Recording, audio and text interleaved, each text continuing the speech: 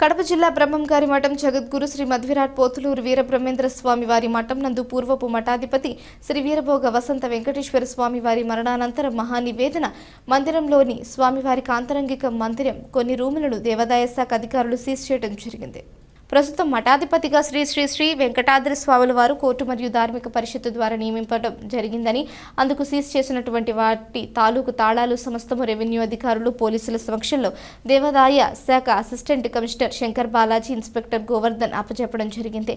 అనంతరం మహానివేదన మందిరంలో దివంగత మఠాధిపతి రెండవ భార్య మారుతి మహాలక్ష్మిని ఖాళీ చేయమని అడుగుగా కొంతకాలం గడువు అడిగిందని వారన్నారు. తొందరగా మహానివేదన మందిరాన్ని ఖాళీ చేయవలసిందిగా వారు తెలపడం జరిగిందని అన్నారు. ఈ కార్యక్రమంలో మేనేజర్ ఈశ్వరయ్య, చారి, పిపిఎన్ ప్రసాద్ మొదలు కలవారు ఉన్నారు. పోతులూరి వీరబ్రహ్మేంద్ర స్వామి వారి మఠం నందు నూతనంగా మఠాధిపతి అయిన శ్రీ శ్రీ వెంకటాద్రి స్వామి వారికి ఈ యొక్క స్వామి నివాసంలో ఉన్న మహానివేదన మందిరంలో ఉన్న అన్ని బీరువాలు, స్వామివారి నివాస గది, దానికి సంబంధించిన తాళాలు, గోల్డ్ బంగారు ఎన్ని వస్తువులు, పట్టాభిషేకానికి కావాల్సిన కిరీటం, ఇవన్నీ కూడా స్వాధీనపరచడం జరిగింది. ఈ యొక్క స్వాధీన కార్యక్రమంలో రెవెన్యూ శాఖ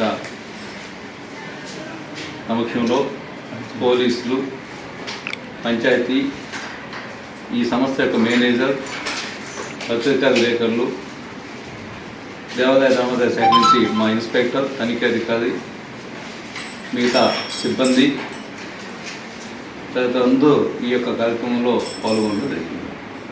కాబట్టి ఈ యొక్క మహానివేదన మందిరంలో ఉన్న అన్ని విలువైన బంగారు, గోల్డ్, సిల్వర్ వస్తువులకు సంబంధించి ఇతర మఠానికి సంబంధించిన వస్తువులన్నీ కూడా పూర్తిగా సంరక్షించే బాధ్యత ఈ మఠాధిపతి.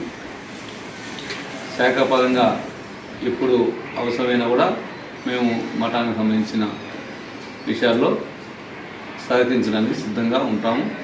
అదేవిధంగా ఈ రోజు నుంచి మేనేజర్ గారి స్వాధీనంలో ఉన్న వస్తువులన్నీ కూడా బంగారు, ఎండి వస్తువులన్నీ కూడా మఠాధిపతి వారికి స్వాధీనపరచడం జరిగింది. ఈ కార్యక్రమంలో మఠాధిపతి స్వయంగా పాల్గొని ఇవన్నీ కూడా తీసుకోవడం జరిగింది.